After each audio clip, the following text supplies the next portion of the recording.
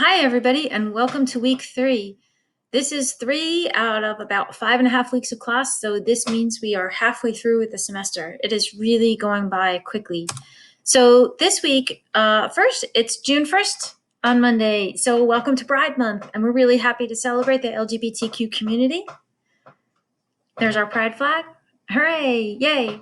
So this week you might notice that our work is a little lighter. There's 2 reasons for this. One, some people are still behind on work from the first 2 weeks, and I want you to catch up and make sure that you get all your assignments in. The other reason is that some of you may also be writing an essay for Professor Cruz. The work we're doing this week will help you with that essay. It'll help you think about some of the ideas that you might bring to him. So please make sure that you're keeping up with your work for your reading class as well as your writing class. So this week we're going to be lots of thinking and talking. We're going to look at videos. We're going to do a lot of work together. You might notice that we're not doing stuff like how to write a thesis statement or how to write a topic sentence or grammar, right? The stuff that you usually expect to happen in a writing class. That's because at Mercer and in your college classes, the most important part of the writing process is thinking. We're really interested in your ideas. And the whole idea of college is that you take what you know about the world and you connect with conversations that are bigger than you. And then you maybe change what you think or grow what you think or find out what other people think. So that's what we're doing this week. We're going to be engaging with each other a lot through our blog posts and connecting with a bigger conversation that's out there in the world. And that conversation is about masculinity. So here's what we're going to talk about. So feminism has really helped us question what it means to be a woman and what women can do. And the world has changed a lot for women. Women now do have, I think, a lot more freedom and equality than certainly my mother did. There's still a lot of sexism out there, but things have changed. But what about men? In a lot of ways, men are still trapped in what Ben Hurst calls a man box. Their options for how they can be are still really limited. So that's what we're going to be looking at.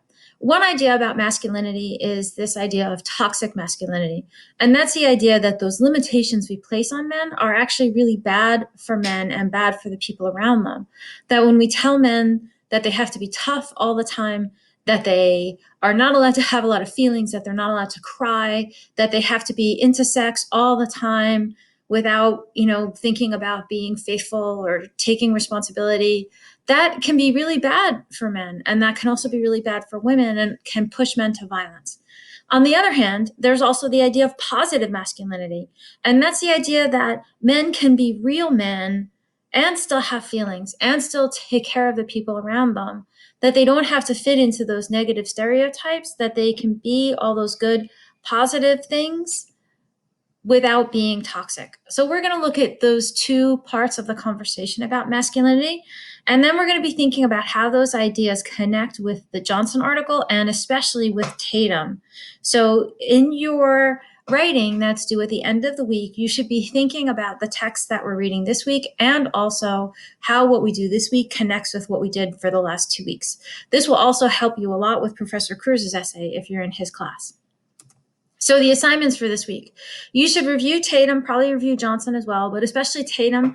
That's a deep and complicated essay. You have been doing terrific work with it. I've really loved the kind of work you've done with it. Keep going, keep thinking about it. You're going to be reading and annotating. Your annotations are not graded. You don't have to turn them in. And since we're working online, annotating may mean just taking notes. So if you have questions about what those notes should look like, please let me know. If that's something you want to talk about, let's do that. If you feel like you want some guidance on good ways to take notes, please make sure you do it. Even though it's not graded, it's really important that you get in the habit of annotating and taking notes. One of the purposes of this class is to make sure that you're ready for all the other work you have to do in college. And most of the times, your teachers will expect you to take notes and they're not going to grade you for it. You just have to do it because you know it's going to make your work better. So make sure that you're doing that. And I promise you, when you write the next essay for this class, it will be much easier if you have taken notes on the reading. So you have some videos to watch. And for one of those videos, you also have a transcript. So that's the Ben Hurst TED Talk about how boys grow up. If you go to the site where the TED Talk is, the transcript is right under the video. So there's like a tab there that says transcript. Just click on that and you can see the transcript there that you can take notes on. And that might help you. He has a British accent. It's not much of an accent, but just in case his accent gives you any trouble, you can see what he says. And it also helps you process. For a lot of people, reading is easier if you can hear the words at the same time that you're reading them. So if that's something that's comfortable for you or something that you just want to try out, you can do that with that Ben Hurst TED Talk. So for example, if you know that you have issues with reading, give that a try and see if it works, because it's something you could do with other assignments as well. We also have 2 blog posts this week. For those blog posts, you're going to have, there's guidance in the blog for what questions you're asking and what you're posting.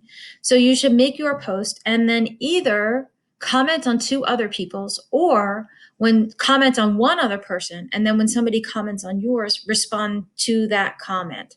So the idea there is, I really want us getting into a conversation about this. It's hard to talk about masculinity. It makes a lot of people uncomfortable, and it can be very personal, but there's also a lot to say. It's really a big issue in our culture today. So that conversation will help you develop and grow your ideas. So make sure you're participating. And then this week, we're going to have 2 open class time sessions. One of them, we're going to watch some videos. I'm going to put a link in the announcements to one of my favorite videos that is part of my enjoyment of Pride Month. And also, it says some interesting stuff about masculinity. We may watch another video together.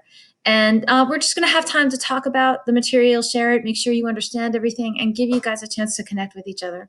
And then finally, on Friday, you have some informal writing due. There's an assignment that you can download in our lessons folder. It's a document. You can download it. It gives you instructions of what to do.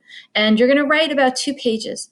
So informal writing means you're not worried a lot about grammar. You're not worried about making your sentences perfect or getting everything right.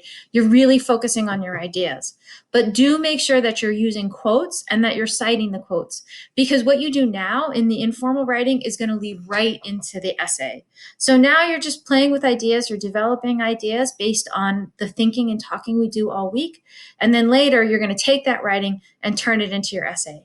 So this is what we mean by part of the writing process being taking in ideas, thinking about what you think, connecting with with other people, developing those ideas, and then starting to write about it. So as always, please connect with me. If you have any questions, you can text me, you can email me. I hope to see you online this week. It's not required, but I really like to see you, especially those of you I haven't met, and have a wonderful week.